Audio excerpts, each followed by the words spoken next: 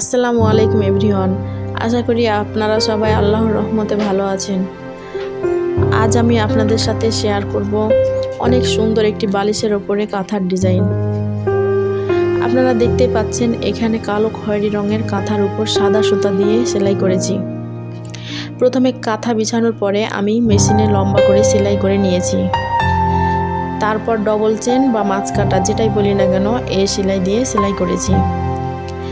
কাঁথার চারি সাইডে তিলকা পাইপিং দেওয়ার জন্য আরও বেশি সুন্দর লাগছে। এভাবে যদি বড় কাঁথায় করা যায় তাহলেও সুন্দর লাগবে।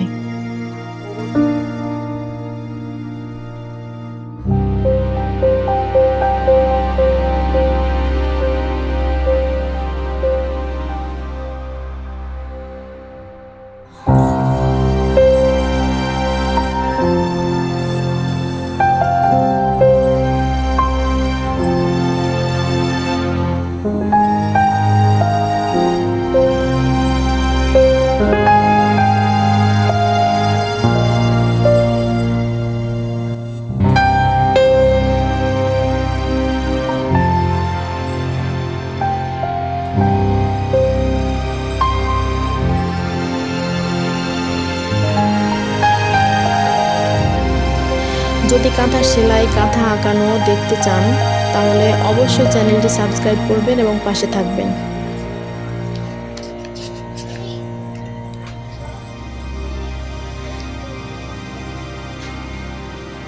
আজকের মতো এখানেই শেষ করছি। সবাই ভালো থাকবেন, সুস্থ থাকবেন, অ্যান্ড আল্লাহ হাফেজ।